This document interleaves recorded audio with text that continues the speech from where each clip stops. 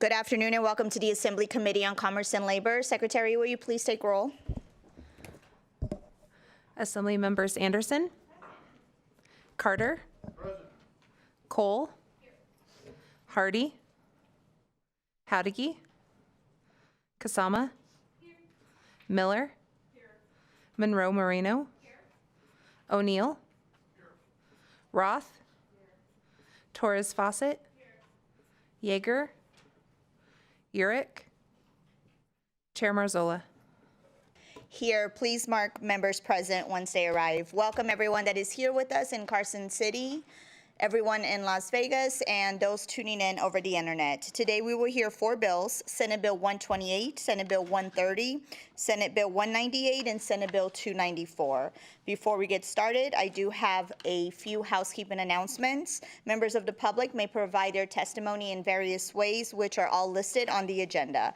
When testifying, please remember to turn on your microphone to speak and off to listen. Also remember to state and spell your name for the record. If you have handouts for the committee, please provide 20 copies to the committee secretary. Committee information is available on the legislature's website. You may also watch our meetings through the legislature's YouTube channel. I expect courtesy and respect in all our interactions in this committee, even if we may not agree. Finally, please remember to turn your electronic devices off or at least put it on silent mode, especially your cell phones.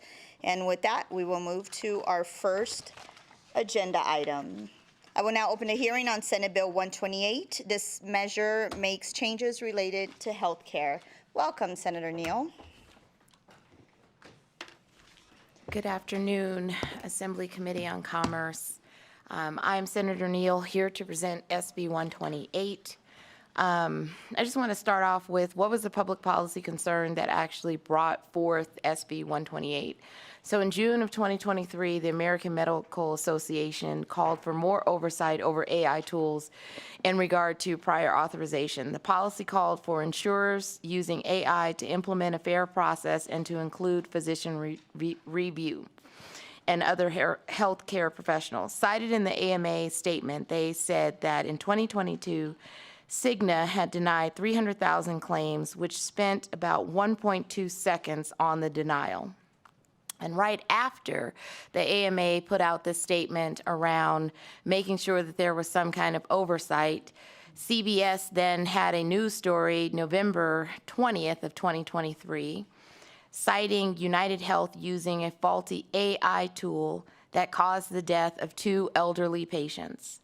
The United Health used an AI model known to be 90% faulty in its error rate, overriding determinations by physicians that were medically necessary.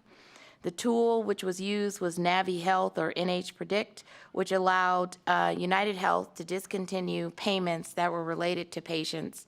And in this case, on the CBS News story, the estate of the family the 2 families ended up suing United Health because their parents had actually passed away for the failure to get a medically necessary treatment.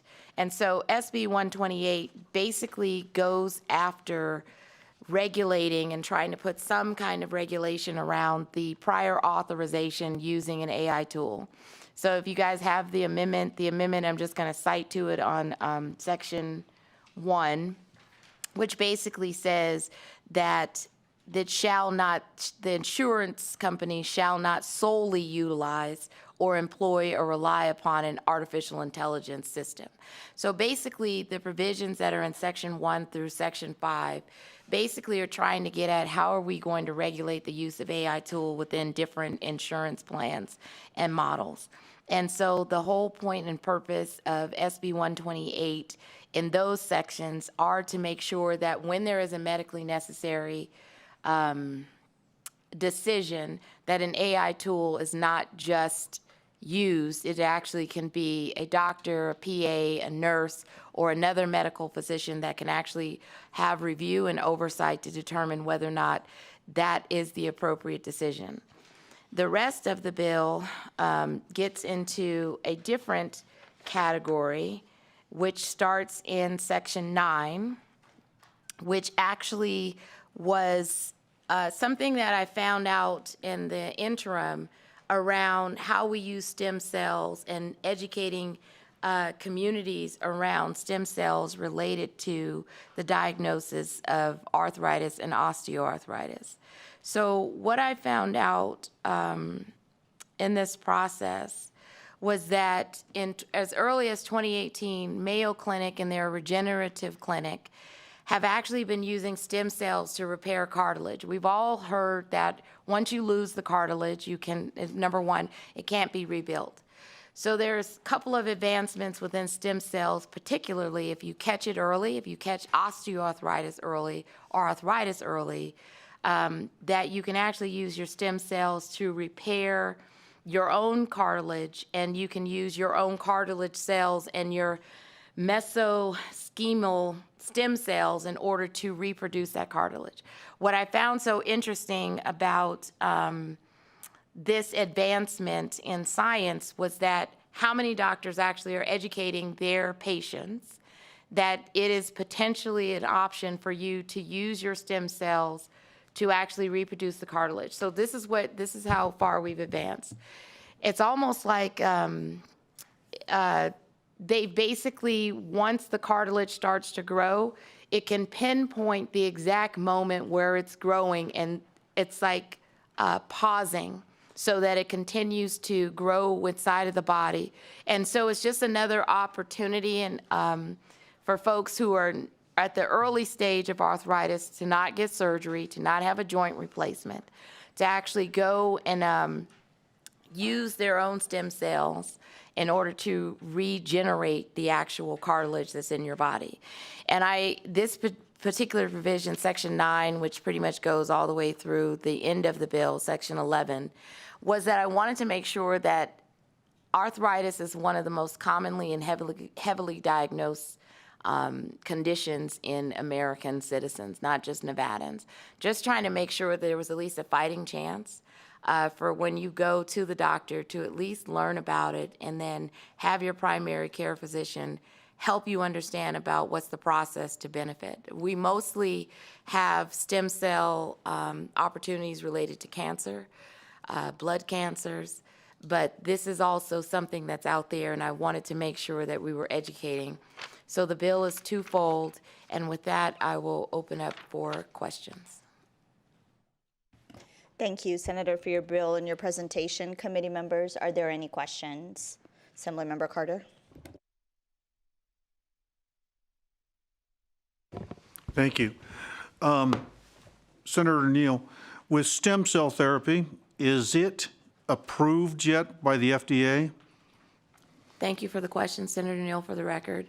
So they currently have clinical trials that have been going on in Mayo Clinic since 2018. You can actually reach out to Mayo Clinic, and I believe there's another clinic, and actually it's under their sports medicine, where you actually file to participate in the regenerative program. And so basically, you submit your medical records, and then they diagnose. So your medical records include your x-rays and other, if you had an x-ray or if you had an MRI, they will look at it and determine if you're an eligible candidate for the treatment. But it's been going on since 2018, and there are folks that have actually gone into it and advanced within the actual Mayo Clinic that's in Minnesota. Thank you very much. Yeah, my concern is, having a doctor talk about a process or a procedure or potential procedure that is still in the testing phase and that hasn't been released, and that, to the best of my knowledge, from my experience, is still a cash-only option. It's got nothing to do with insurance. So Senator Neal, for the record, I actually know a little bit about this. It isn't, so what's happening at the Mayo Clinic, Medicaid isn't eligible, but you actually can, they've advanced to the point where you actually can use your insurance to get it covered. You actually meet so it's like a clinical, assistant that once you get start the process to see if you're eligible to determine if your osteoarthritis or arthritis has not advanced. They actually go through the process of you uploading your insurance, and there are several insurances that they actually take, and it actually is covered. So we're no longer in 2018, and there are actually several studies post where even just in the regenerative side, they've actually advanced to a significant way and significant development in regards to the actual stem cell related to cartilage. It is not one of the actual clinical trials that is so new that you're doing it and then they're finding out that, as X amount of people went through, they passed away. They're actually regenerating the cartilage. Right? And so you have a couple of options, right? So if you're not eligible for the regenerative cartilage, then you can actually do a blood plasma where they take the blood plasma and then insert and then regenerate back into your body in order to create new blood cells, which then act to operate on the actual injured area that's associated with the arthritis.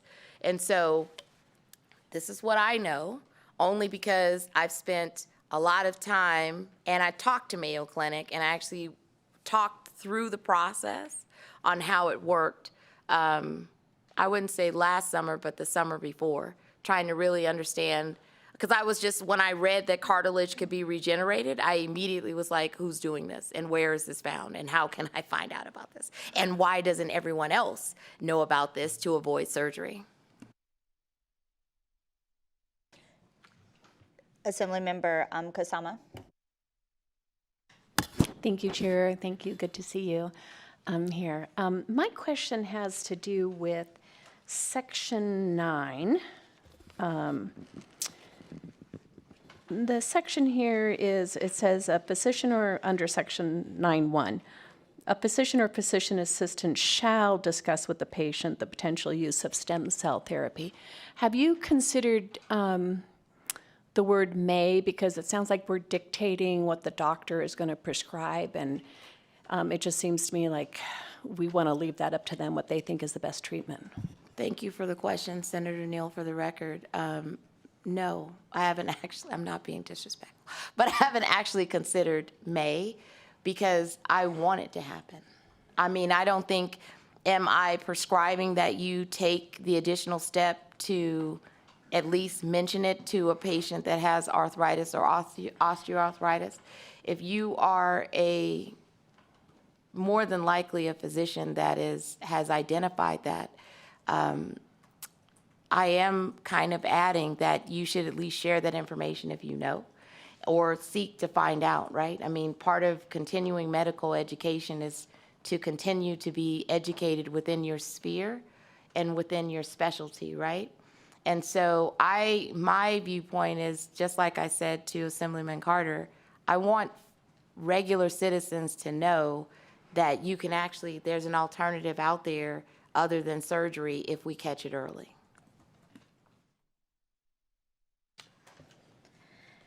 And just to continue off of my colleague's question, so when I read that part and saying shall, it's to discuss with the patient. It's not forcing the patient, correct? It's not being the only prescription that they're providing. It is just another tool in someone's toolbox when they have been diagnosed with a certain condition. Am I reading that correctly?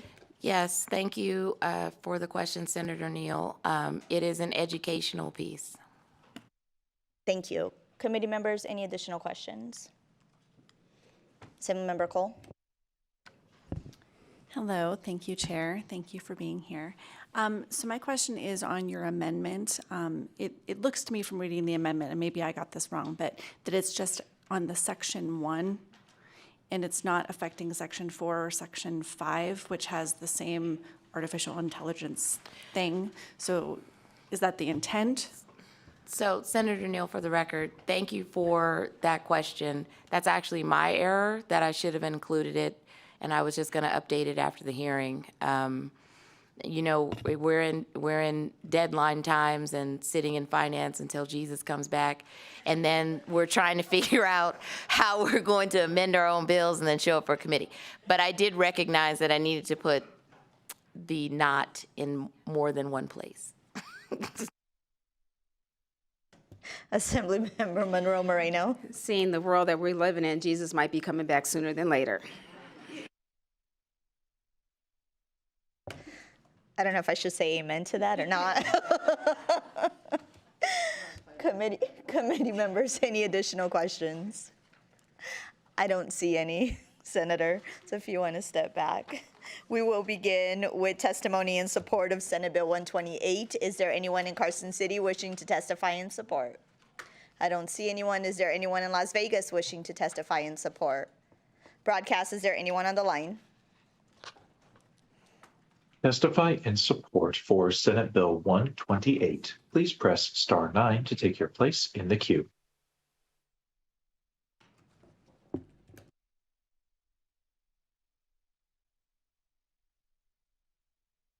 Chair, the lines are open and working. We have no callers choosing to testify in support. Thank you. We will move to testimony in opposition of Senate Bill 128. Is there anyone in Carson City wishing to testify in opposition?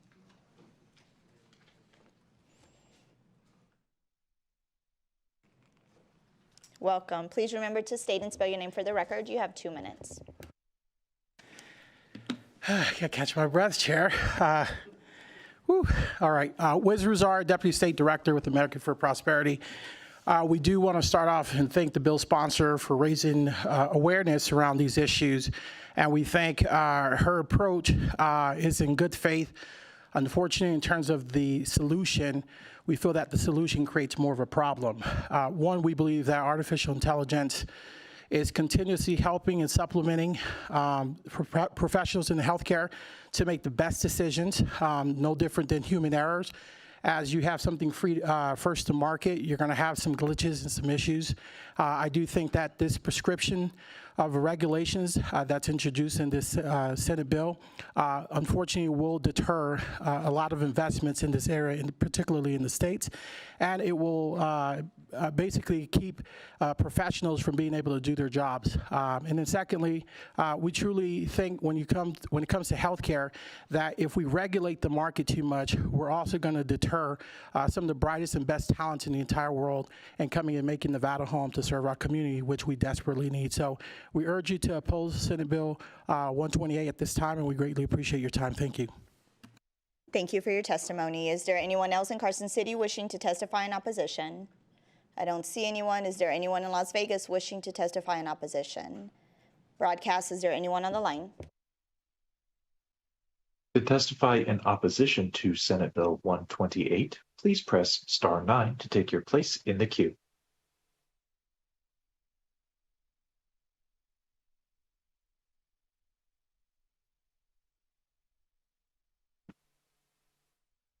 Good afternoon, Chair Marzullo and members of the Assembly Commerce and Labor Committee. My name is Jacqueline Nguyen, Nguyen, and I represent the Nevada State Medical Association. Unfortunately, today we are in opposition of SB 128. We are incredibly appreciative and supportive of the portion of the bill addressing AI and prior authorization and understand how important that is. As you know, prior authorization reform is a top priority for us, and we are fully aligned with the AMA, the American Medical Association, with addressing AI use in prior authorization. Our concerns lie specifically with sections 9, 10, and 11, which would mandate that physicians and APRNs discuss stem cell therapy with certain patients and require primary care providers to inform new patients about options for stem cell donation, banking, or storage. Physicians are committed to offering treatments and therapies that reflect the highest standards of care. Recommendations are based on current scientific evidence, clinical experience, and sound medical judgment. Mandating discussions around specific treatments, especially those that are not part of the standard of care, sets a concerning precedent. Medical guidance should be rooted in what's clinically appropriate and not prescribed by statute. Furthermore, stem cell therapies are generally not covered by insurance and are often part of a cash pay model. We're concerned that this legislation could unintentionally steer vulnerable patients towards costly treatments that lack robust evidence of effectiveness, potentially exposing them to financial and medical risk. Our goal is always to ensure that patients receive the highest quality care that's evidence-based. For these reasons, today we're in opposition of SB 128, but we are certainly willing to work with the senator on those portions that we have concerns over. Thank you so much.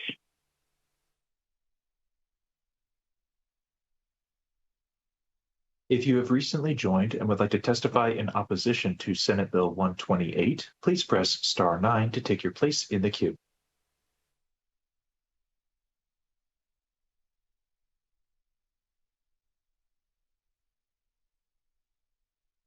Chair, we have no more callers for opposition at this time. Thank you. We will move to neutral testimony. Is there anyone in Carson City wishing to testify in neutral?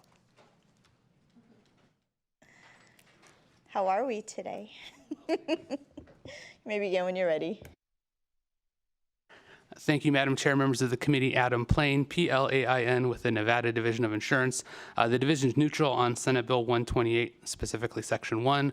We did want to note that the division published Bulletin 24-001 on February 23rd of 2024, outlining the division's expectations of insurers in general with regard to their use of artificial intelligence and AI systems. The bulletin is intended mainly on the back end of an insurer's operations, how they deal with their rating systems, their corporate governance, their unfair trade practices, stipulates that, for example, AI can't be used to circumvent unfair trade practices where statutes would normally apply. We did have a chance to speak with Senator Neal in the interim before the bill was introduced. Understand that her bill, Senate Bill 128, is designed to work alongside our Bulletin 24-001. We agree that it does so without any conflict, and we're neutral on the bill. Happy to answer any questions. Committee members, any questions? I don't think we have any, but we appreciate you being here. Is there anyone else in Carson City wishing to testify in neutral? I don't see anyone. Is there anyone in Las Vegas wishing to testify in neutral? Broadcast, is there anyone on the line? To testify in neutral to Senate Bill 128, please press star 9 to take your place in the queue.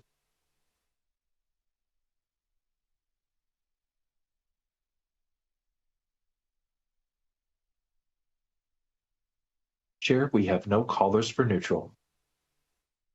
Thank you. Senator, would you like to give any closing remarks?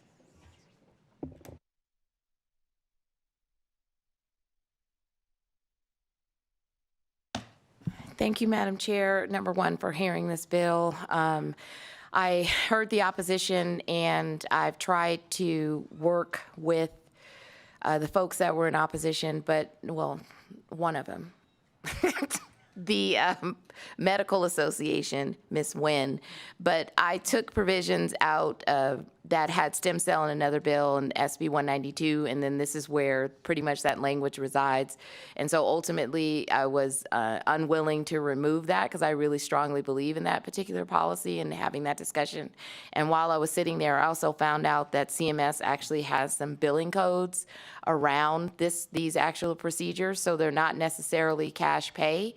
It's just guidance on the billing codes. And so at the end of the day, while I was also sitting there, found out that Humana is one of the additional insurers that also covers this as well. And so I don't think this is going to be an issue of whether or not insurance covers this. It's a matter of whether or not the doctor should discuss this with an actual patient as an option for health care. Thank you. Thank you for being with us today. I will now close the hearing on Senate Bill 128. I will now open the hearing on Senate Bill 130. This measure provides for the issuance by the State Contractors Board of a restricted license. Welcome, Senator Doniate. You may begin when you're ready.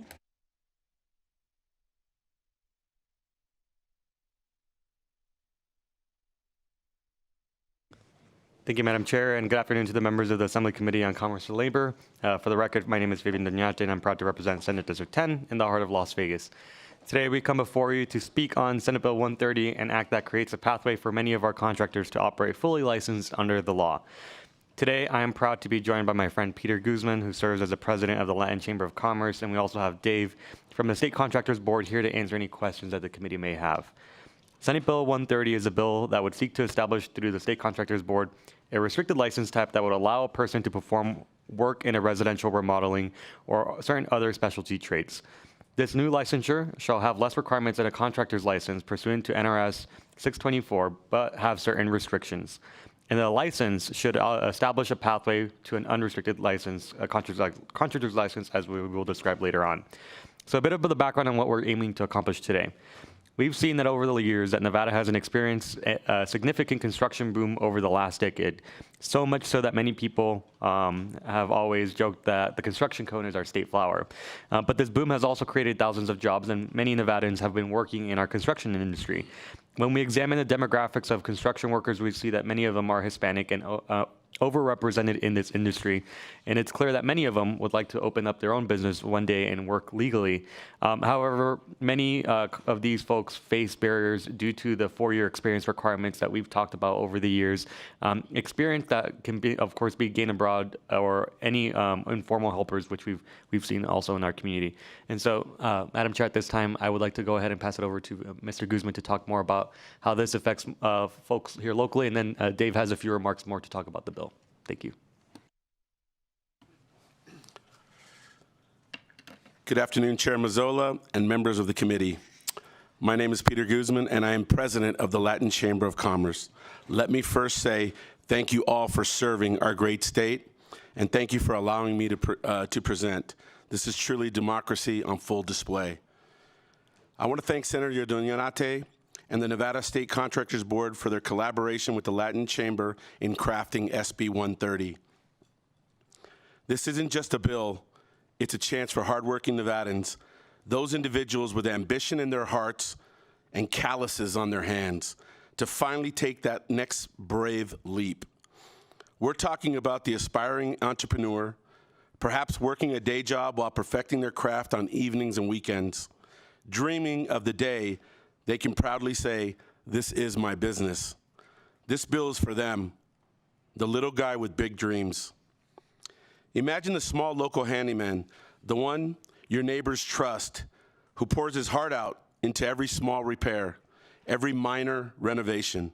That's who we're talking about. That person has the skill, the drive, the local reputation, but feels like a full general contractor's license is a mountain too high to climb. This bill is for them. This bill doesn't just open doors, it creates a reachable path. It says, we see you, we value your skill, and we want you to grow. SB 130 creates an accessible entry-level home remodeling license that serves as a crucial first step on the ladder to greater achievement, a stepping stone towards a full general contractor's license. Think of this as planting seeds. We're cultivating a new generation of qualified, dedicated professionals right here in our communities. With this entry-level license, more of our neighbors, our friends, perhaps even our family members can step into the marketplace ready to take on those smaller residential remodeling projects that homeowners need. They won't be doing it alone or unregulated. These are folks who will be properly licensed, insured, and under the supervision of the Nevada State Contractors Board. This means peace of mind for homeowners and a mark of legitimacy and pride for these dedicated individuals. But let's bring it down to the most personal level. This bill is about dignity. It's establishing a clear legal pathway for skilled individuals to use their talents to earn a better living, to support their families, and to contribute meaningfully to the neighborhoods they call home. It's about transforming a passion into a profession, a skill into a sustainable livelihood. That, my friends, is called dignity. I want to end by saying that the Latin Chamber is not just supportive of this bill. We are eager and ready to roll up our sleeves. We will proudly partner with the Nevada State Contractors Board to walk alongside these applicants, ensuring they have the resources, the guidance, and the encouragement they need to successfully obtain this license, to open that door and to build their Nevada dream. That's what we do at the Latin Chamber of Commerce. So I ask you, let's give the little guy or gal a fair shot at building something big. Thank you.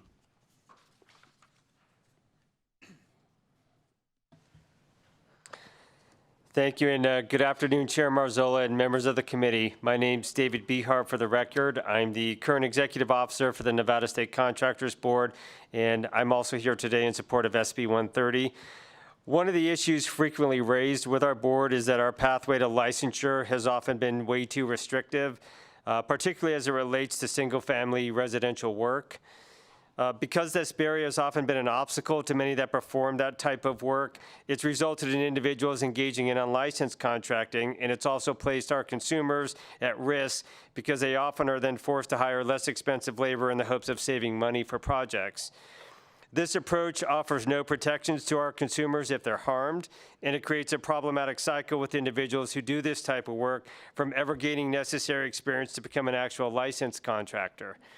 The essence of SB 130 is to allow those who wish to perform residential remodeling work on a single-family home or unit that doesn't involve life safety trades, a regulated pathway to licensure through a simplified, restricted process that, again, preserves both our industry standards and public protection for our consumers. This balanced approach simplifies eligibility requirements and allows for greater opportunities as well as economic growth. Those who would choose to obtain this restricted license would be eligible for a full license after 2 years, or they can maintain that license if that's the type of work they want to just continue doing. A restricted license issued pursuant to this would be valid for 2 years. It could be renewed in accordance with the procedures for the renewal of a restricted license that would be established through our board through regulation. The most notable of those requirements would be that one condition, if somebody took this restricted license, would be that they couldn't have any unresolved complaints during that initial 2-year period. So another control that we're looking to make sure we balance things with. This particular license would also set a monetary limit of only $7,000. Including labor and materials. It would require an applicant to file with the board a surety bond or a cash deposit, not less than $2,000. And it would remove a requirement for a financial statement that would have to be prepared by a CPA.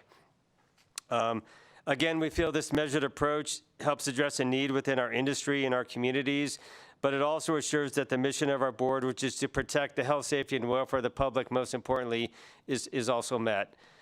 Real quick, I'd like to thank LCB Legal, particularly Sam. He's put in a lot of effort in helping us craft this, and so I just wanted to say thank you to him as well for this. Thank you very much. Chair Fabian Doñate, for the record, that concludes our presentation, and we're happy to answer any questions. Thank you. We will start with Assemblymember Roth. Thank you, Chair, and thank you so much for the presentation. My question is in regards to the monetary limit. So I have a wonderful handyman who is very limited now in the amount of work that he can do because $1,000, there's not many jobs that fall under $1,000 at this point in time, given the cost of materials. And so I actually can't think of anything small that I need done at my house that would cost less than $1,000 at this point in time. So I appreciate the $7,000 limit. I think that really takes into account kind of, they're still small projects. It just, things cost more right now. But are there other kind of boundaries or perimeters being put in place around the type of work that can be done, or is it simply the monetary boundary? So David Behar for the record. The type of work that we're referencing with respect to this would be home remodeling. So it would fall under something, there's a number of classifications of our licenses. B7 would be the specific one for reference purposes.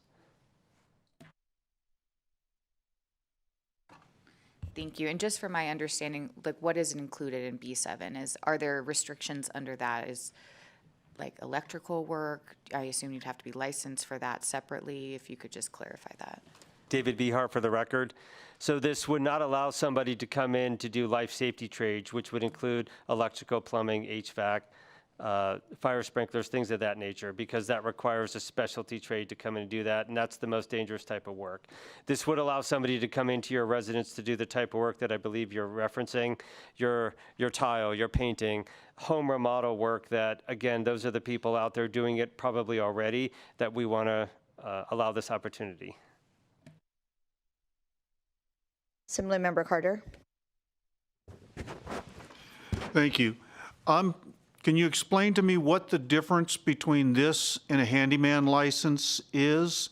We had a bill come through last session that was trying to lower the contractor's license limits or raise the handyman limits up because there was a question about people being able to pass the contractor's test.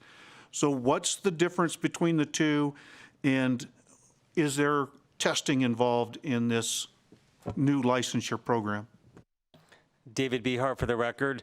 So to answer several parts of that question. So a handyman currently can do up to $1,000 worth of work. Again, a handyman currently can't do any of those life safety trades as we just talked about. They can do the same type of work that we're referencing here, but only up to that $1,000 limit. With respect to the testing, currently, there's testing requirements for licensure with our board, depending on the particular license type you would be looking to get. With respect to this, that was one of the obstacles that we really looked at. We're reducing those requirements that would include that testing piece. There still is going to be a requirement to take a business course. They still have to show 2 years of experience. They can't just walk in. They still would have to show experience and meet all of the other requirements set forth in this. And to follow up on my colleague's question, and so when they have to show 2 years of experience, how are they going to show that? David Behart for the record. So there's a number of ways we're looking at with respect to experience. So currently, we require people with the 4 years of experience, they have to have worked under an actual licensed contractor in order to qualify. Again, that's one of the obstacles that we were referencing earlier. That's a huge barrier for people to gain 4 years of experience in order to do that, and that's why they go the unlicensed route, and that's what we're trying to overcome. So 2 years of experience could be under a licensed contractor. It could be proof that we have to vet in our licensing department to show that they did actual work. We can't just take somebody's word for it. There has to be actually vetted proof. And that's what our licensure staff does on a daily basis already. And everybody has different circumstances, so it would be hard to kind of put that into a box to answer. It's a case-by-case basis based on their own individual background. Thank you for your response. And a couple other questions before we move on. I do see that you are requesting that they complete a course in business counseling, which I think is great, right? As a small business owner, I did not know what I was getting into when I first opened the doors. And so I appreciate that. And I was told earlier that those classes are offered in Spanish. Is that correct? David Behart for the record. Yes, that's something we're actually very proud of. We offer those classes free, and they're actually paid for through our Commission on Construction Education, which I'm also very happy to state. And those are offered in English and Spanish. Great, thank you. But I was also told that the examination is not in Spanish. David Behart for the record. That is true, and the reasoning for that is that's actually conducted by a third party. That's not the contractor's board. So when somebody goes to take an examination, they don't offer those tests in Spanish. They do have an ability to ask for a translator, but again, that's not quite the same as an actual test in Spanish. That's currently one of the issues we hope to work on, maybe to bring forward next session. Perfect. That's the answer I wanted to hear. Thank you. Yeah. Vice Chair Howdigi.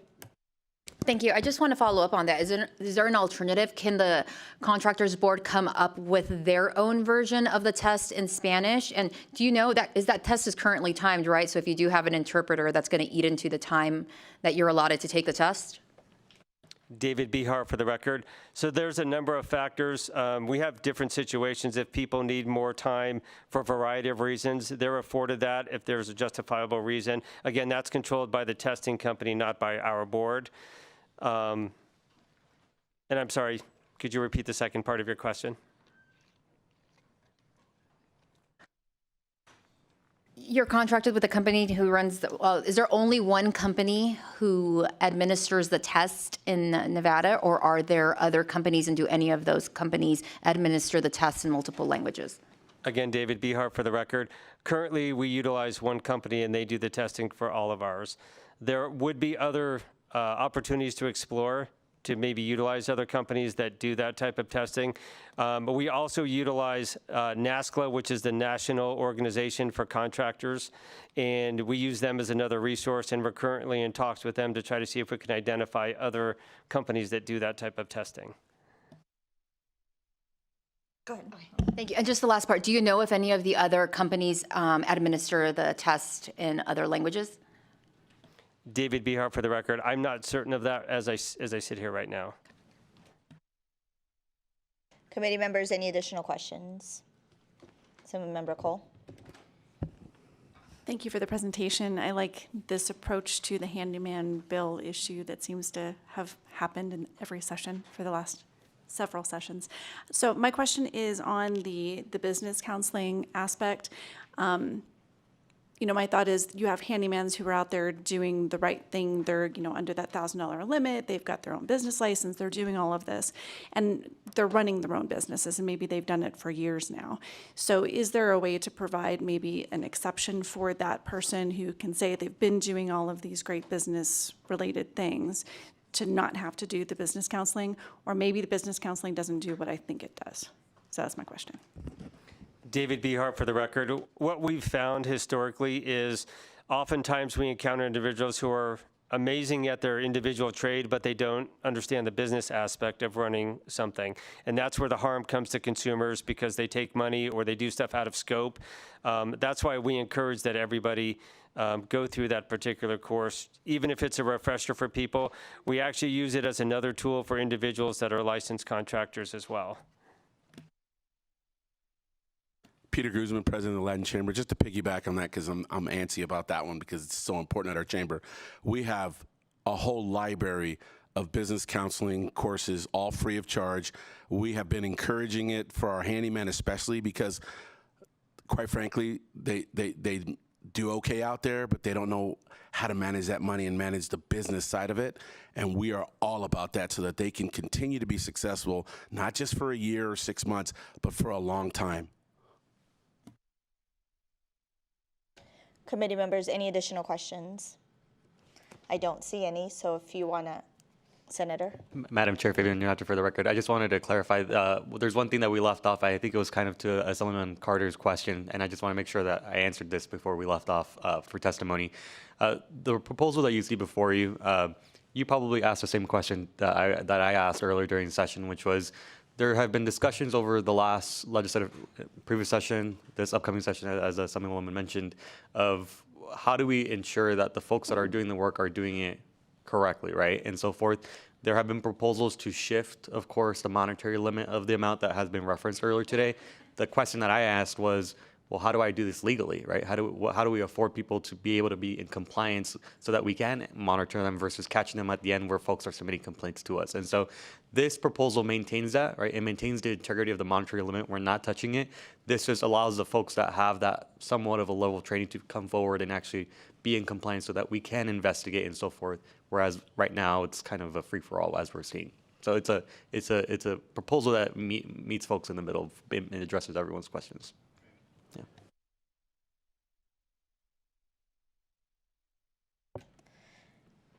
And I would assume that if anything happened, the consumer would have the recourse, right, through the contractors board, as opposed to that was not the case before. Is that correct? Yeah, David Behart for the record, that's correct. So if you hire an unlicensed contractor, you're not eligible for a residential recovery fund. It's something we encounter on a daily basis with seniors and the most vulnerable members of our community, and that's why we're so passionate about this being done in this particular manner, because it protects both sides. Again, I just feel like I want to piggyback on that because the Latin Chamber of Commerce, that's what we're about.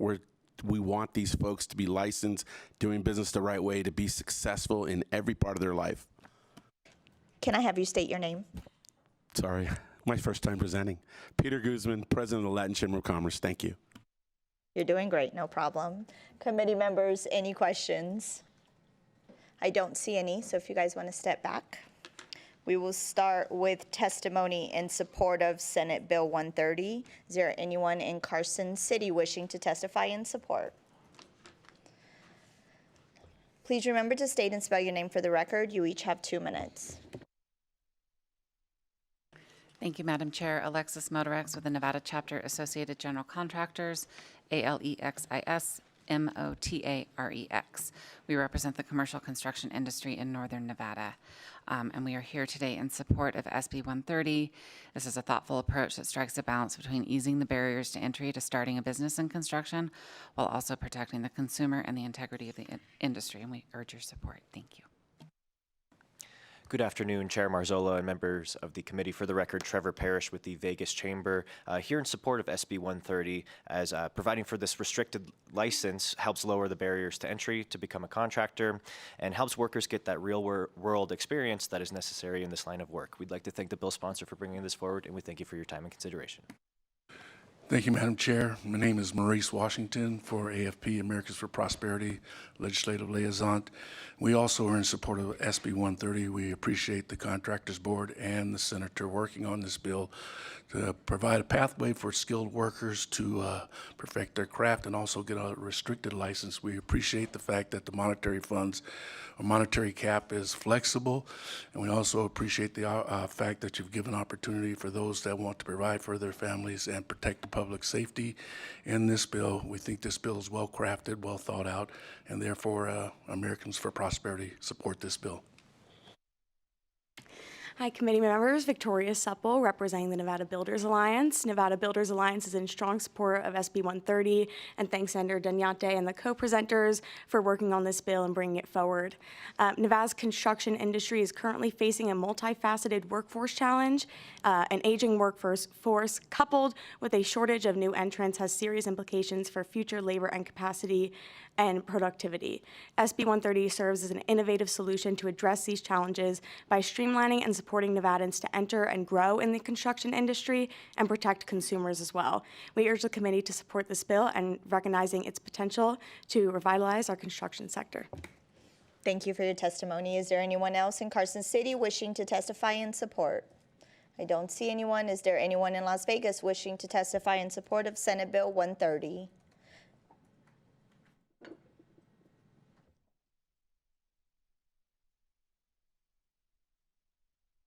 Please remember to state and spell your name for the record. You may begin when you're ready. Honorable Chair Marzola and members of the committee, my name is Maria Salazar, M-A-R-I-A-S-A-L-A-Z-A-R. I am here to offer testimony in strong support of Senate Bill 130. This legislation provides a practical, inclusive solution to empower independent handymen, many of whom are important contributors to our communities, yet face regulatory hurdles that limit their economic potential. SB 130 offers a pathway for small business owners and entrepreneurs to earn a reasonable living, provide for their families, and contribute to our local economies. I applaud the bill sponsors and the Latin Chamber of Commerce for their thoughtful advocacy and urge the committee's full support. Thank you. Thank you for your testimony. Is there anyone else in Las Vegas wishing to testify in support? Broadcast, is there anyone on the line? Thank you, Chair. If you would like to testify in support of Senate Bill 130, please press *9 now to join the queue.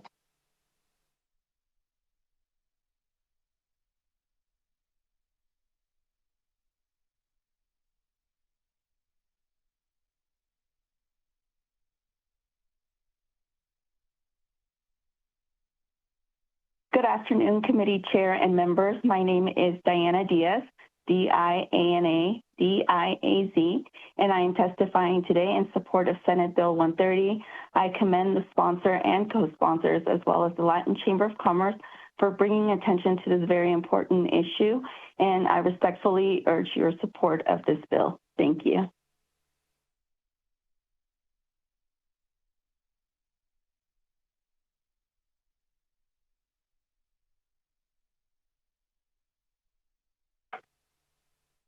Chairperson, esteemed members of the committee, my name is Eddie Diaz, E-D-D-I-E-D-I-A-Z. I am the Strategic Director for the Libre Initiative Nevada, one of the largest Latino organizations dedicated to empowering the Hispanic community in Nevada and across the nation. On behalf of the Libre Initiative, I'm here to express our support for SB 130. This bill seeks to increase the maximum value of work that a licensed contractor can perform outside their specific classification, as long as no permit is required and the work does not involve plumbing, electrical, refrigeration, or air conditioning systems. This adjustment reflects a realistic understanding of current material and labor costs, allowing contractors to more efficiently address small repairs and improvements. For many in our community, especially small business owners and homeowners, this flexibility ensures better access to essential services without incurring significant costs or delays. Furthermore, by allowing contractors to perform a broader range of minor work, this bill promotes job opportunities and enhances competition, directly benefiting Latino workers and business owners while stimulating local economic growth. For these reasons, we strongly urge the approval of SB 130, confident that will bring positive economic and social benefits to our community and the state as a whole. Thank you for your time and consideration.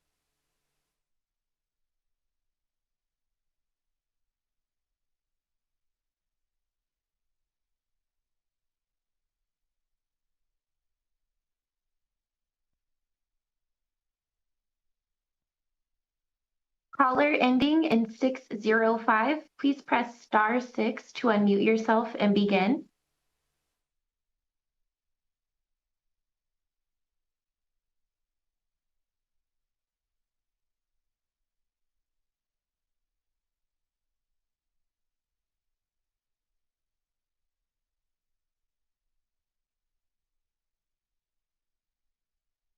Good afternoon, Chair and members of the committee. My name is Alex Vasquez, ALEX-VAZQUEZ, and I'm here to express my strong support for SB 130. This bill provides hardworking handymen the opportunity to legally earn a living, support their families, and if they choose, grow their businesses. I commend the sponsors and the Latin Chamber of Commerce for championing this issue and respectfully urge you to support. Thank you.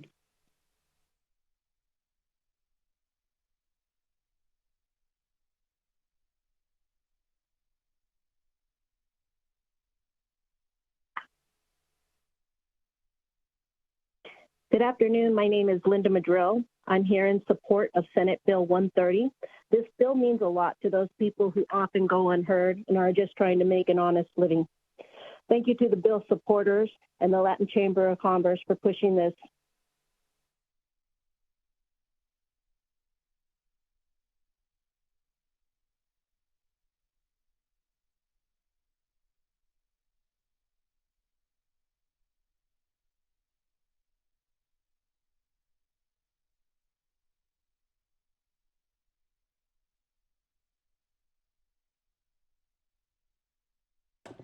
Broadcast, is there anyone else on the line? Chair, there are no additional callers to provide testimony at this time. Thank you. Sir, were you wanting to testify in support? Yes, please, if that is okay. Of course. We'll come back to Carson City. You may begin when you're ready. All right, thank you. My name is Luke Flanagan. I am with Ferrari Reader Public Affairs, and on behalf of the Nevada Contractors Alliance, we are in support. Thank you. Thank you for your testimony. We will move to testimony in opposition of Senate Bill 130. Is there anyone in Carson City wishing to testify in opposition? I don't see anyone. Is there anyone in Las Vegas wishing to testify in opposition? Broadcast, is there anyone on the line? Thank you, Chair. If you would like to testify in opposition to Senate Bill 130, please press *9 now to join the queue.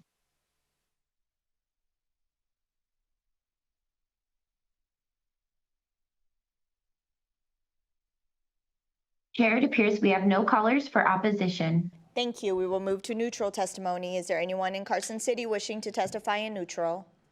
I don't see anyone. Is there anyone in Las Vegas wishing to testify in neutral? Broadcast, is there anyone on the line? If you would like to testify in neutral for Senate Bill 130, please press *9 now to join the queue.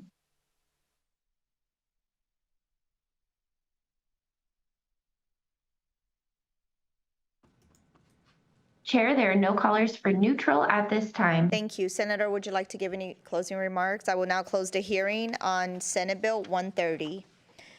I will now open the hearing on Senate Bill 198, which revises requirements relating to payment of wages and compensation to certain employees. Welcome, Senator Daly. You may begin when you're ready. Thank you, Madam Chair, members of the committee. Skip Daly, representing Senate District 13. I think this is the last bill I have to present in the Assembly until I get some out of finance, and maybe I'll have some more. But right now, this is it. So Senate Bill 198, I want to start from what is in current law, what exists now. And it currently says wages and compensation are due at layoff or when the person is terminated. Those are due immediately if an employer fails to pay. There's a 3-day grace period. If you don't pay at the end of that 3rd day, you got to go back the 3 days you missed and go forward for up to 30 days, paying the person what compensation, wages and compensation they needed. When I first came with the draft on this, I wanted to make sure that if they were in any of the penalties, that compensation was also due, fringes, all the rest of that for any time that the employee wasn't paid, even if he didn't work. We discovered an issue. Everybody came to me and said, hey, we got to fix that. And I said, you're correct, because even the signatory contractors that I worked with in the construction industry for a long time, 30 years, right? Wages were paid, the compensation, the other wages and benefits, or other benefits, excuse me, were always paid when they would normally have been paid at the end of the month or when they were otherwise due.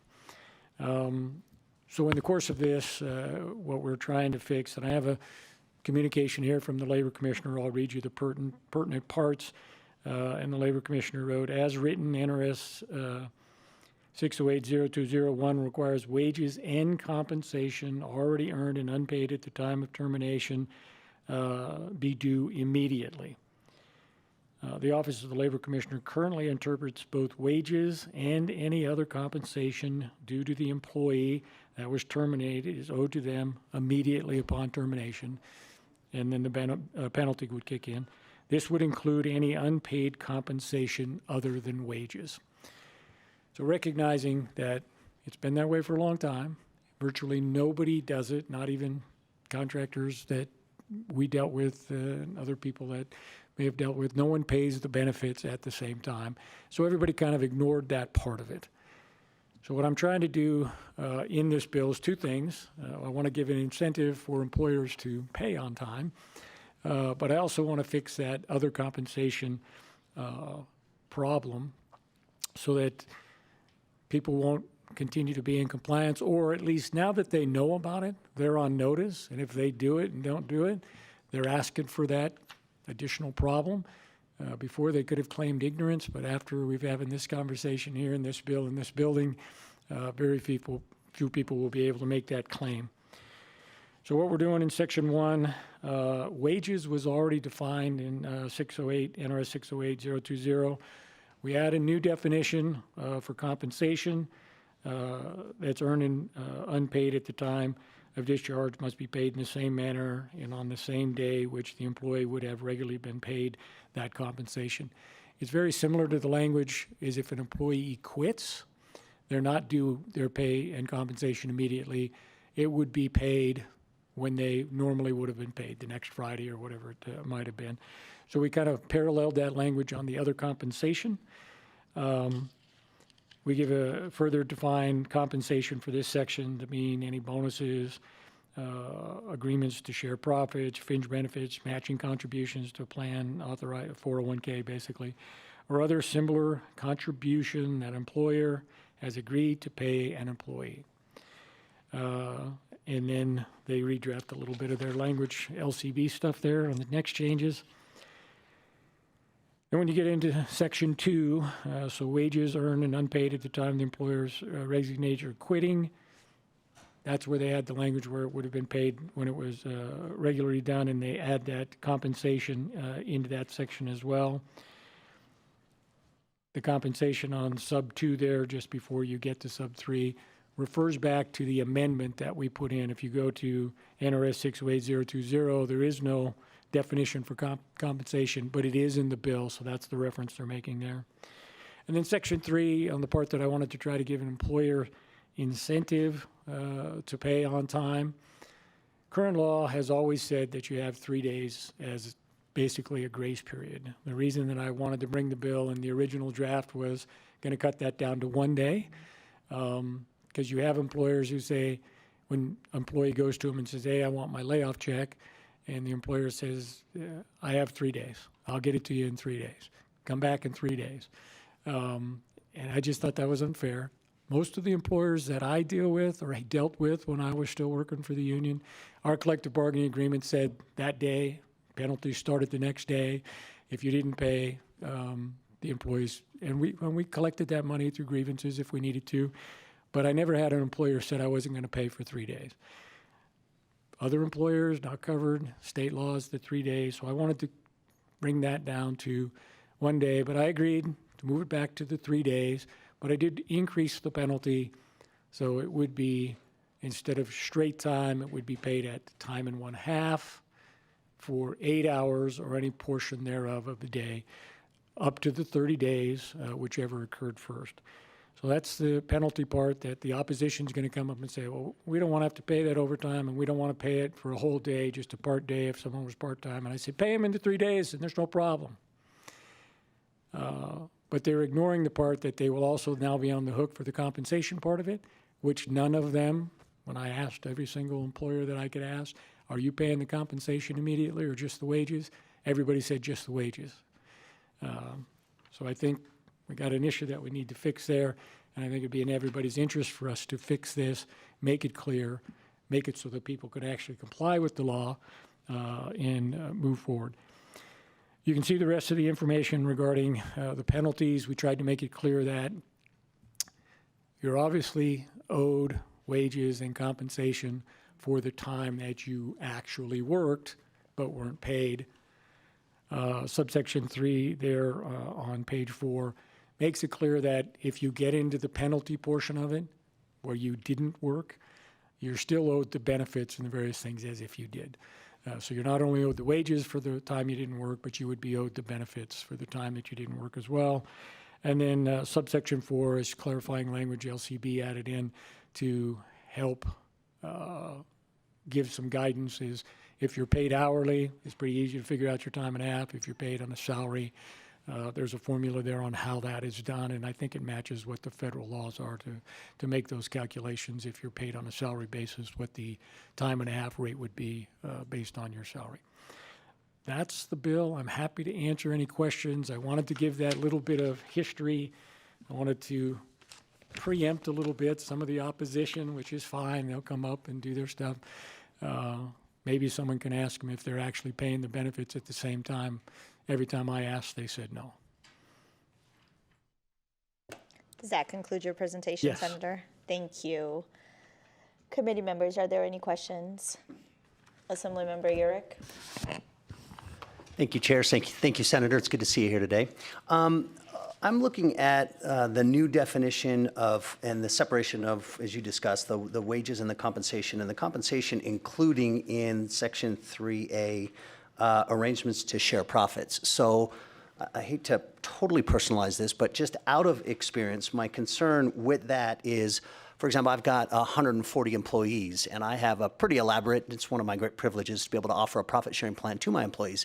However, the plan is kind of sophisticated, and there are various enrollment periods when employees can even jump into that. There's vesting periods, and then the total value of that isn't even calculated except on an annual basis to know what that value is that I would even give to an employee. And so I see the language says when it would have regularly been paid in Section 1B. Does this accommodate that sort of delayed computation that would allow me to make sure that that terminated employee gets the full benefit of their profit sharing plan? Or would this require some immediate calculation that outside of the context of the broader plan could create some problems? So I don't know if you've considered that or how you might want us to address that. Madam Chair, Skip Daly again for the record. Thank you for the question.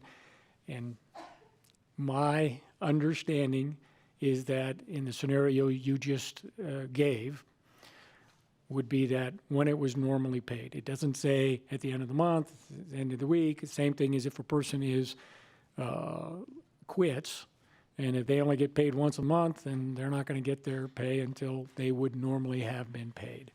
And this is trying to parallel the benefits on when they normally would be paid. On most of the trust funds and stuff that we work for benefits, at the end of the month is when that calculation's end. They're due by the 15th. They're not late till the 25th. So they're always paid a month behind on those type of benefits. I think if you had a profit sharing that had a computation, that says we don't know what it is till the end of the year, you would need to pay that employee even if he'd been gone for 8 or 9 months, whatever that computation was. So I think this covers that, the way I read it. And you're an attorney. Plain language should prevail, right, in an interpretation. However, if this bill does not pass and we don't get that definition of other compensation in there, and we don't have that, you would need to pay it immediately. And they could come after you and say, I didn't get my pay, go to the Labor Commission to make a complaint. You could potentially end up paying that for another 30 days if you didn't pay the wages and compensation. Assemblymember Carter. Thank you. Does this apply to collective bargaining agreements? Madam Chair, thank you for the question. You can go direct. Yeah. Skip Daly again for the record before I forget that part. It doesn't affect a collective bargaining agreement. In other words, if a collective bargaining agreement has more specific terms, then the terms of the collective bargaining agreement would prevail. Same as it is now. The law says you have 3 days to pay and you only have to pay it at straight time. I know every collective bargaining that I have had with the laborers when I was there called for it to be paid immediately. The penalty started immediately if you didn't pay them end of the shift.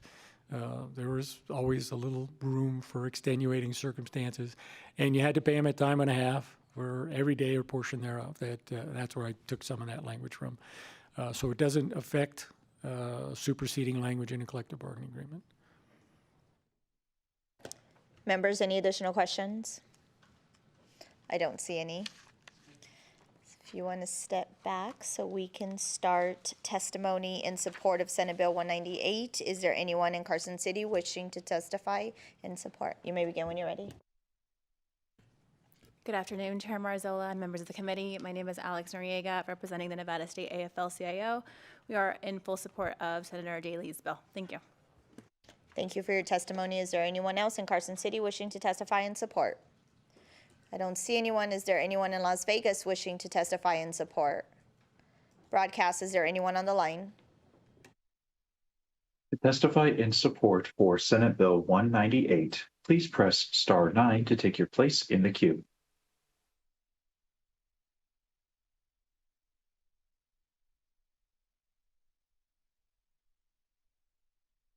Chair, the lines are open and working. We have no callers choosing to testify in support.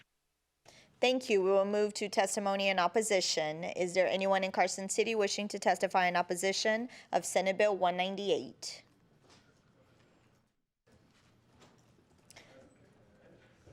You may begin when you're ready.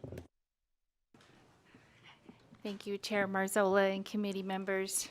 I feel like this is a dance that I'm unfortunately doing with Senator Daly far too often. Misty Grimmer, Grimmer, on behalf of the Nevada Resort Association. We do agree with Senator Daly on adding the sections of the bill that do put in the clarity for definitions of compensation and things along those lines. It is correct that the way that the statute was drafted before did, I think, lead to a lot of confusion. The only part of the bill that we still have issues with is the section that if you don't pay within the 3 days grace period, that then you have to pay the person time and a half. The law already states that if you don't pay within that time period, you do have to go back and pay them for the days, those 3 days of grace period, and whichever additional days you didn't pay the person for.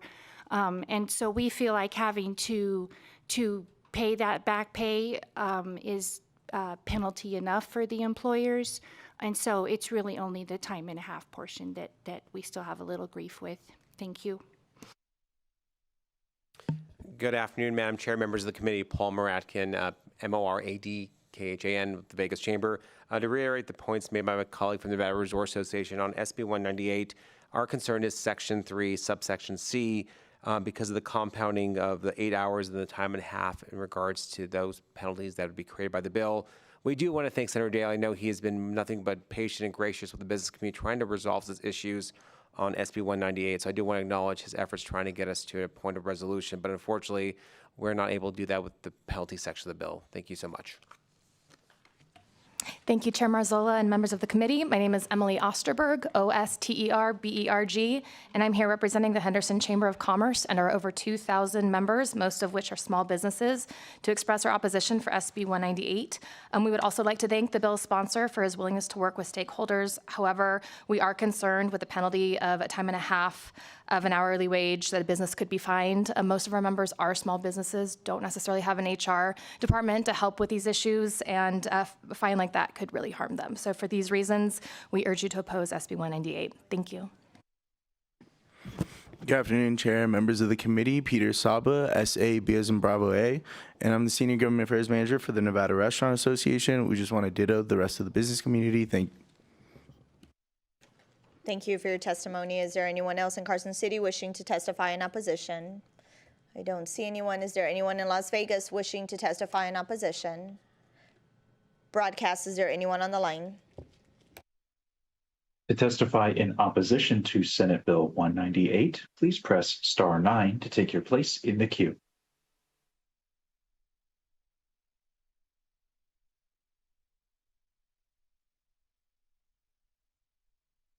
Chair, we have no callers for opposition at this time. Thank you. We will move to neutral testimony. Is there anyone in Carson City wishing to testify in neutral? I don't see anyone. Is there anyone in Las Vegas wishing to testify in neutral? Please remember to state and spell your name for the record. You may begin when you're ready.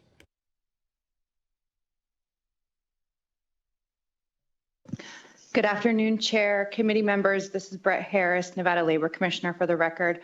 There was just some questions about interpretation or enforcement, so I wanted to make myself available to address those. To address Assemblymember Yurick's question, we would interpret that language in 1B as Senator Daly indicated, that additional compensation, which is not included under the definition of wages for the chapter, would be due at its regularly scheduled time, whenever that might be. Sounds like in your situation, it would have to be probably prorated too. But again, that would be an interpretation question. And any other questions, I'm available.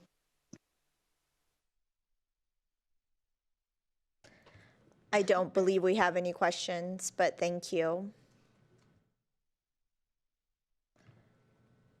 Broadcast, is there anyone on the line?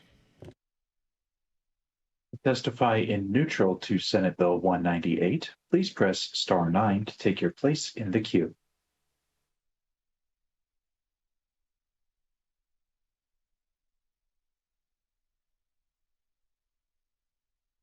Chair, we have no callers for neutral. Thank you. Senator, would you like to give any closing remarks?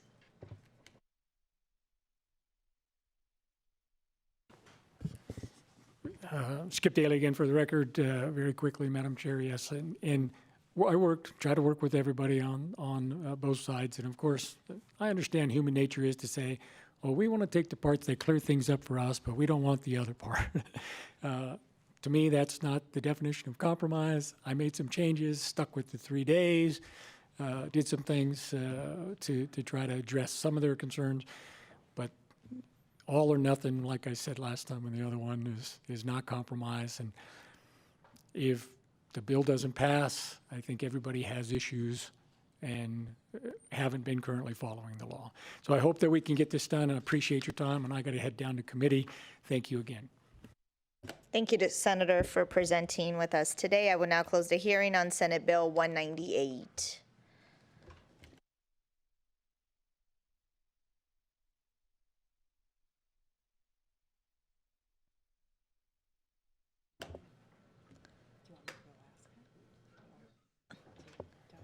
I will now open the hearing on Senate Bill 294. This measure revises provisions relating to physician assistants.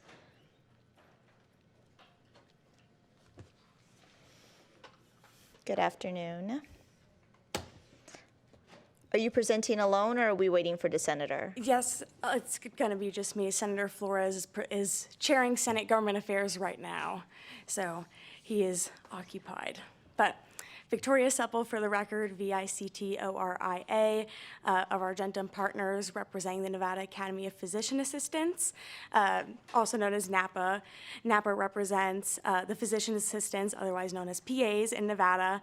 NAPA is dedicated to the advancement of the physician assistant profession, which brings us to Senate Bill 294 today. This bill is amended in Senate Commerce and Labor with support of that committee. It increases the number of physician assistants a physician may supervise from 3 to 6. So with your permission, Chair, I can walk through the two sections of the bill. Section 1 directs the Board of Medical Examiners to adopt regulations to authorize a physician to supervise up to 6 physician assistants, and Section 2 is the same, but for the Board of Osteopathic Medicine. I do want to note, and in both those sections, the wording right now is which must authorize a supervising physician to simultaneously supervise not less than 6 physician assistants, and we're changing that to up to 6 physician assistants. So there's no way a physician can supervise 50 physician assistants through this bill. That's not our intent here. The intent is to increase the ratio from 3 to 6 PAs to 1 supervising physician. That's in line with other states as well. It would allow hospitals and other medical facilities to looking to hire mid-level providers, that they can look to physician assistants for that role. So we can keep our PA students that grow up here, get their education here, train here, so then they can stay here and serve our community. So pretty quick bill walkthrough, and if the committee has any questions, I'll take those. Vice Chair Howdiggy. Thank you. You actually answered my question. My question was on the language, because you kept saying up to, but the language says not less than, which would require them to supervise 6. I don't see an amendment uploaded in NALA, so have you guys submitted an amendment to change the language?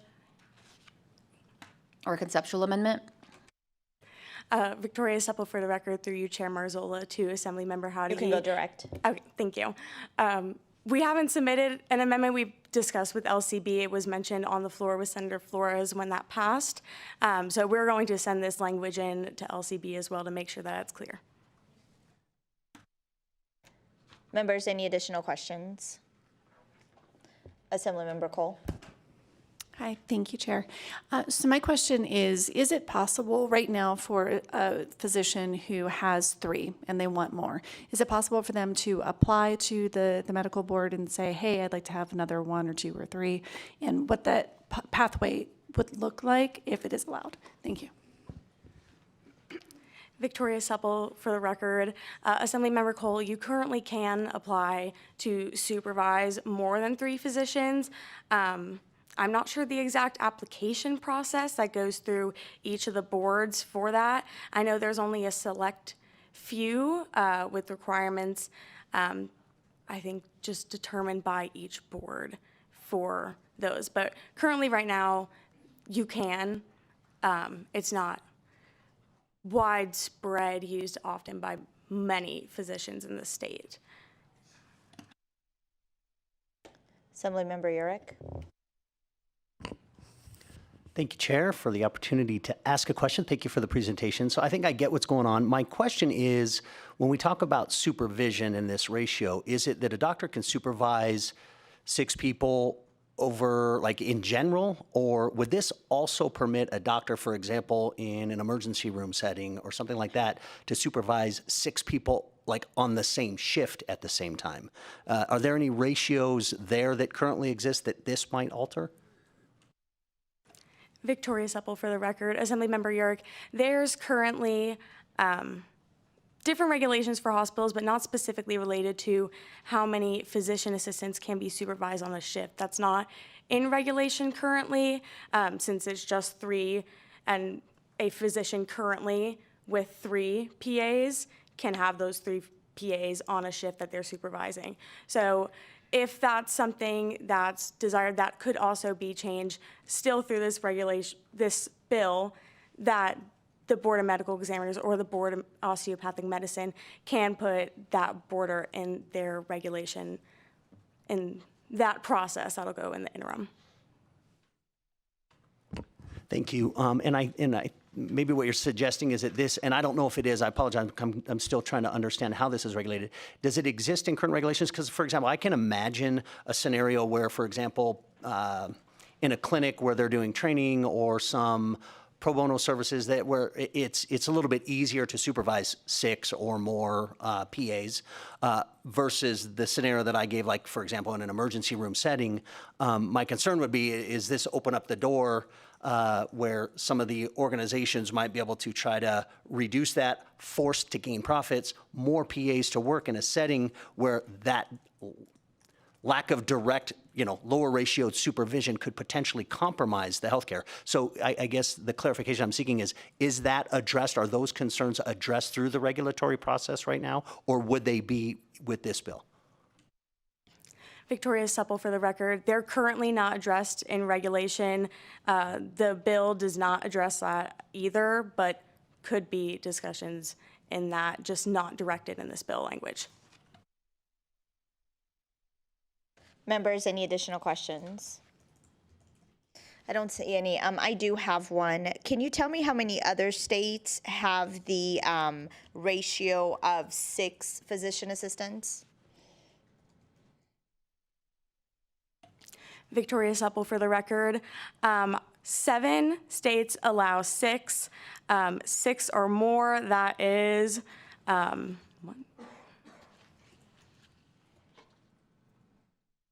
14, and then over 20 do not have a limit on the number of PAs that can be supervised simultaneously. Okay, thank you for that answer. Could you please provide the entire committee a list of all the states that and how many assistants these physicians are allowed to oversee? Thank you. Members, any additional questions? I don't see any, so if you want to step back. We will start with testimony in support of Senate Bill 294. Is there anyone in Carson City wishing to testify in support?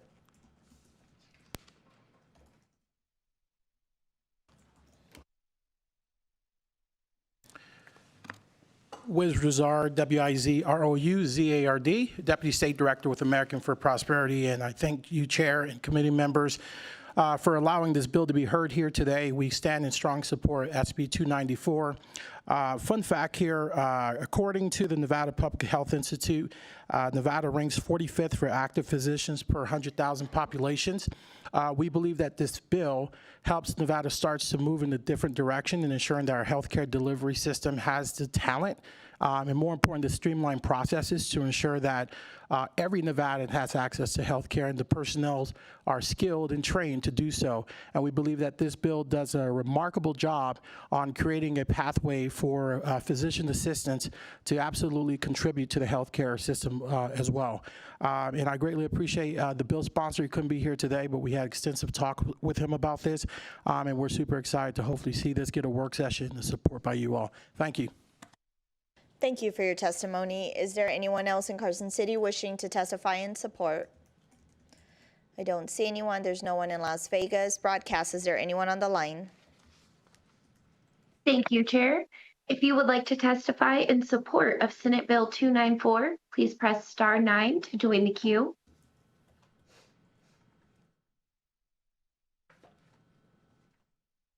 Chair, there are no callers for support. Thank you. We'll move to testimony in opposition. Is there anyone in Carson City wishing to testify in opposition?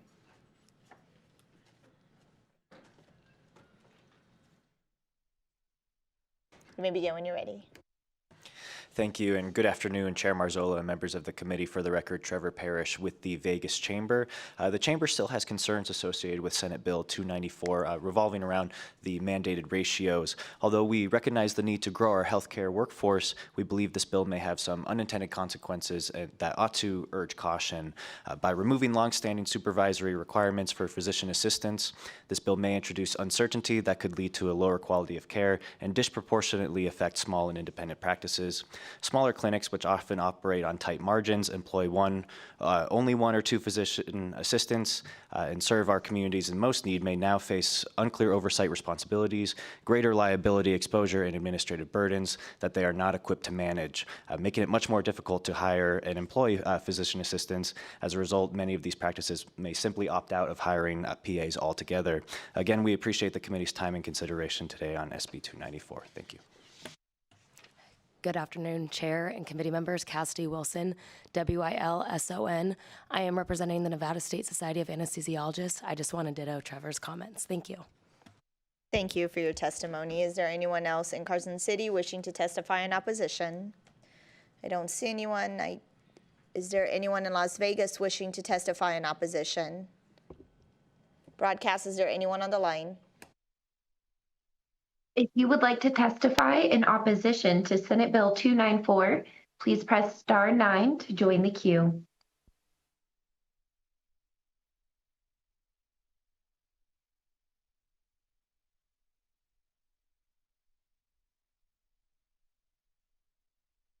Good afternoon, Chair Marzola and members of the Assembly Commerce and Labor Committee. My name is Jacqueline Nguyen, Nguyen, and I represent the Nevada State Medical Association and apologize for not being there in person.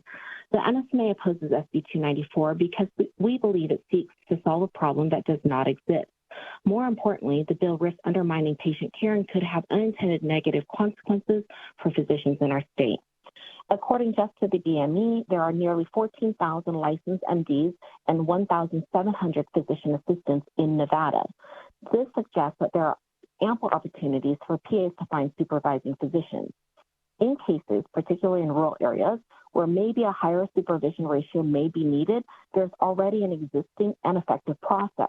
A simple petition to the board can be submitted, and my understanding is that these requests are almost always approved. This process provides flexibility while preserving important safeguards. Our concern is that SB 294 could open the door to pressure from large health systems and private equity-owned practices. Increasing the allowable ratio may encourage these entities to prioritize profits over quality care by assigning too many PAs to a single physician. Because PAs are less expensive to employ than physicians, there is a real risk that the supervisory relationship could become more about oversight on paper rather than meaningful supervision, turning doctors into managers instead of caregivers. The Nevada Legislature has repeatedly affirmed its commitment to a model of care that includes strong physician oversight of PAs. We believe that the current 1-to-3 ratio supports both safe supervision and high-quality patient care, and when increased access is needed, the existing process already allows for it without compromising safe evaluation. For these reasons, we respectfully urge you to oppose SB 294, and thank you for your time and consideration.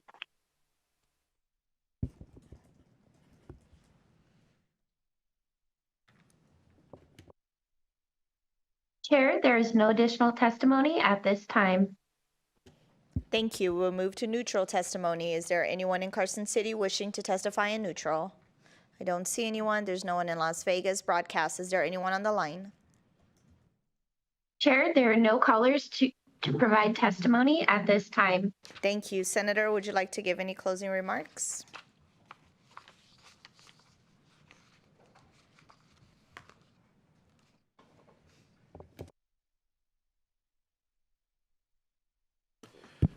Good afternoon, Madam Chair, Vice Chair, and esteemed colleagues. Senator Edgar Flores, proudly representing Senate District 2. I apologize with running the other committee and making it over here. I apologize, I was not here at the beginning of the hearing. I'm going to allow for our more subject matter experts to address specifically some of the concerns that were raised by the opposition, but I did want to put everybody on notice that what you see in the reprint is a dramatically different bill from what we introduced. And that was in the spirit of finding middle ground, listening to all the opposition, and really after several meetings of going back and forth with concerns that were raised by the opposition, which in the interest of trying to be as fair and transparent and amicable with everybody who is interested in this conversation, we reached this particular language that we have now, which if you look at it is very reduced. We got about 4 lines of text. The only other thing we also wanted to remind folk that we are not tying anybody's hands here. We're not mandating anything, and I just wanted to make that abundantly clear. But if I could hand it over to my co-presenter, please. Thank you, Senator Victoria Supple, for the record. Thank you, committee members, for hearing this bill. I do want to reiterate that this bill does not make a requirement for 6 PAs to be supervised by a physician. And any guardrails that are that are desired to be put into place, we're willing to put into place when we go through with that regulation if this bill passes. And I will share the data on the number of PAs that can be supervised per physician in each other state. And I do want to note on the record that Nevada has the lowest number of PAs that can be supervised by physician. All other states are the minimum's 4 with California, and it goes up unlimited, but with a restriction. For states that do put a limit, the max has been 9. So I'll provide all that to the committee, but thank you all. Thank you for your presentation. I will now close the hearing on Senate Bill 294. I will now open up for public comment. Please address your remarks to issues that fall within the jurisdiction of this committee. Is there anyone in Carson City wishing to provide public comment?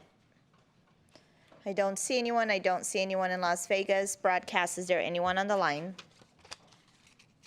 Thank you, Chair. The public lines are open and working. However, there are no callers at this time. Thank you. This will conclude our meeting for today. Our next meeting will be on Friday, May 16th. This meeting's adjourned.